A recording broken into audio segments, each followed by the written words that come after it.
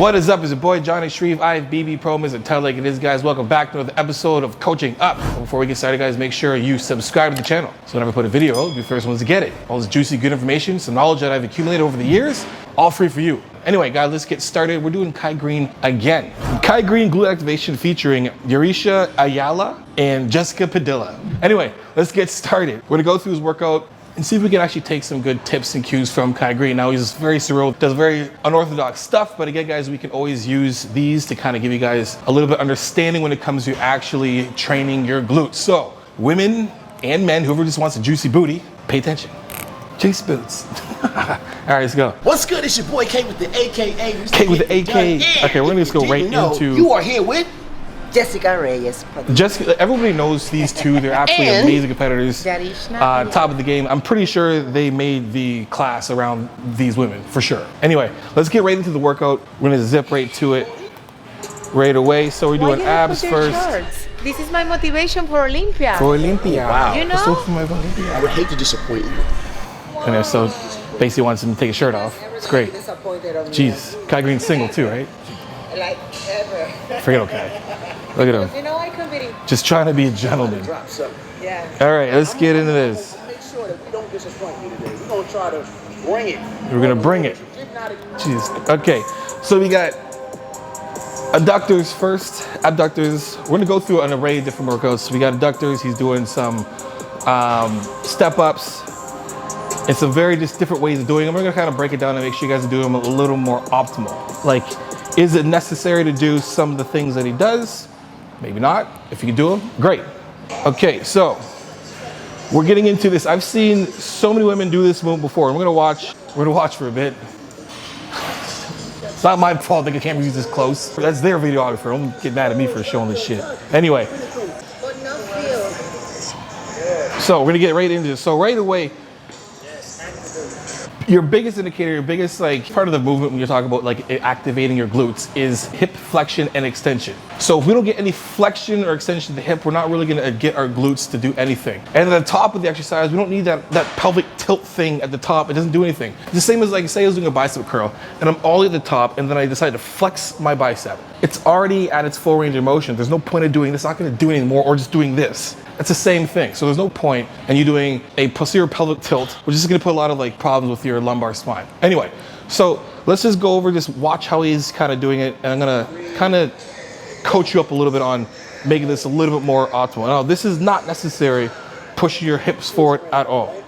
I'm consciously using everything that we've done so far to sense and feel where my glutes are. So he's supersetting. Okay, so he's basically doing a superset of step ups and then doing a wide stance Romanian deadlift. So we're gonna kind of go over this right now. Actually, you know what? I'm gonna get Eric to help me out. Eric, keep it for a second. Okay, move this back that way. Okay, so when we're doing any kind of hinging of the hip, we gotta understand most of what you're doing is a hinge to start off with. So when you're doing this kind of movement, we want to basically have your first movement almost like a Romanian deadlift, right? Everything's gonna shift from here and all the way back here first. So you're gonna shift yourself back and then the knee's gonna go forward with more knee flexion on the way down and then ease up and then on the way back up, right? So we wanna have both hips. So if we do the other side, I just wanna show you guys how both hips are gonna move back on the way down first with knee flexion and then coming up. Let's do it again, go the other foot again. So you're doing this, understand that we need hip flexion, knee flexion, and that weight stays all in your glute and comes right back up. Now, come right from the bottom, Erica. I want you to go back 90 degrees. Get your feet at your knee at 90 degrees. Don't try and move forward. Just stay up straight. I want you to try and stand up, like in this position. Just try. Yeah, she's got to jump. Very unstable, right? Do it again. Now, just push yourself a little bit forward this way.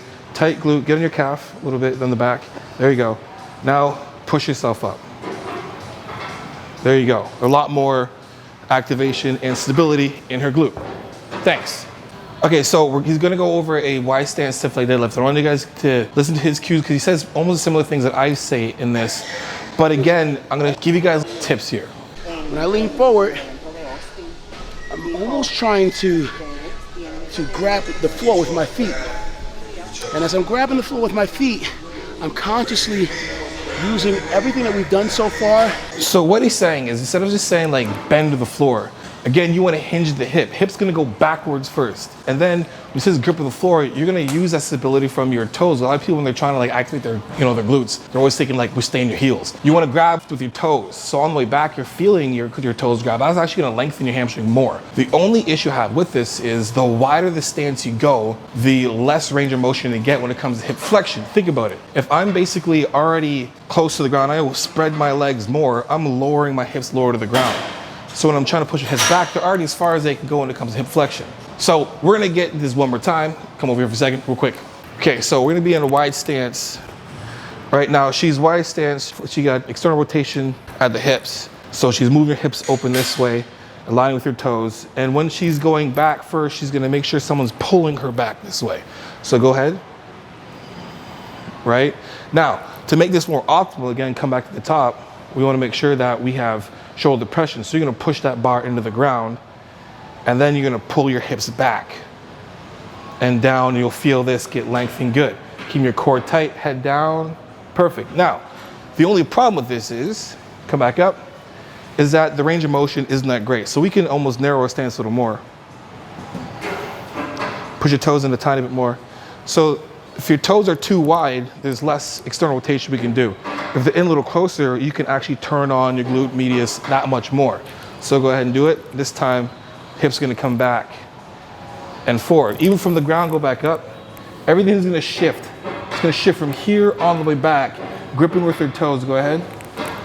And you're seeing all the way down, and the hips are going forward, pulling back up, pulling with your toes, go up. And there you go. So, there's what he's actually trying to say, not necessarily just like bending down to the hips to the ground like this. We want to push your hips back and then forward. So it's really important when you're doing this to make sure we have like a neutral spine the entire way down. You don't have to tuck your chin as much, but necessarily don't have your neck up like this, because when you kind of wrench yourself back up, your airway is all blocked up, you're not really breathing right at all. Now, Greene's doing it in a way where his base is going down, back up.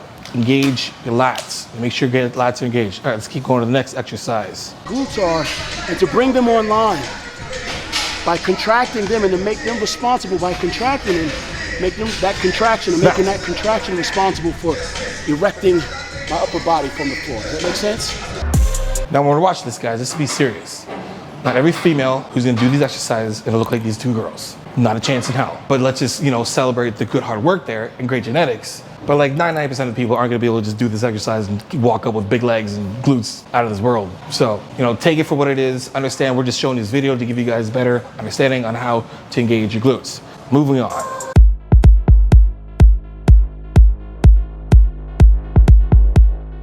All right, so going over this one here, I'm seeing him doing this right now and how he's doing this. Again, we're looking at doing a Smith machine lunge. Now, we just went over basically getting the most out of your hips and your glutes is basically having that knee flexion.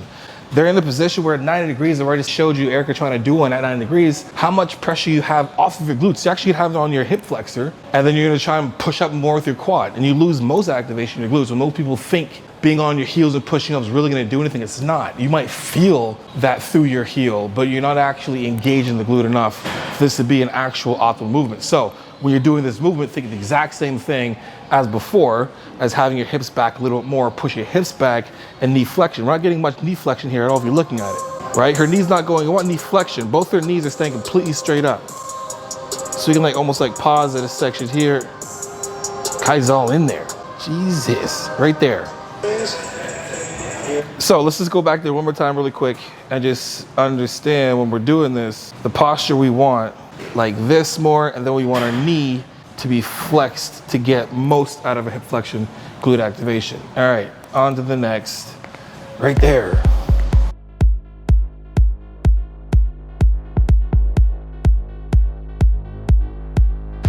So basically now they're finishing off the workout with hamstrings. Now this is something that he coaches in here that I am 100% on with, and it's really good for engaging your glutes and your hamstrings at the same time. A tremendous amount of weight that you so tremendously that you can't control the activation of your glute and stabilize your femur bone, so you can now more effectively activate the use of your hamstring. Exactly. So what he's basically saying is You want to keep your femur in a fixed position, hips forward. That's going to put a lot more load on your hamstring.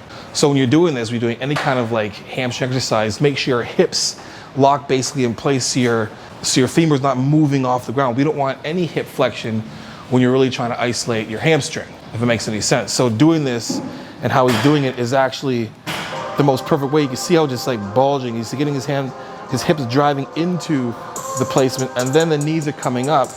She's kind of doing a tiny bit where you can see how her glutes are kind of coming up a bit. You want to drive your hip into the mat, and that's going to put a lot more emphasis on your hamstring. A little one you can actually try it literally is like, you probably can't see me, but keep your feet totally straight, push your knee back, and make sure your knees are actually aligned. Now from here, just literally lift your hamstring up, and you can guarantee you'll feel a crazy pump in your leg, right? Make sure you're aligned. Don't let them do this, because basically what people are doing when they're doing it. We're doing kneeling hamstring curls. So align your knee back with the other knee, push your hips forward, and then raise that knee up. And I can guarantee you'll feel your hamstrings firing off. Anyway, so that's it, guys. That's all we got today, guys. Hope you liked the video. If you did, make sure you guys like, subscribe, and share. You know, I'm gonna come with that tell like it is, transparent, vulnerable truth. For coaching, jonni.shreve.com. Guess what? The book is out. Yes. The ultimate push-pull legs training ebook is out. Go to my site, jonni.shreve.com. If you want to know about coaching, book a phone consult, 15 or 30 minutes. At the end of that, if you want to go with coaching, whether it's a one-time plan or a recurring plan, I deduct the phone consult off any package that you pick. And you guys use my code Jonni15 for 50% off the Power 13 cookbook. Also use my code Johnny for 50% off Fit Army. And add me on Instagram, _jonni_. Send me your training clips, your progress pics, some foodie pics, whatever it is, guys. I'll repost it for you guys. You know how it is. Iron sharpens iron. Progressive overload your life. In the meantime, keep dream chasing. Peace.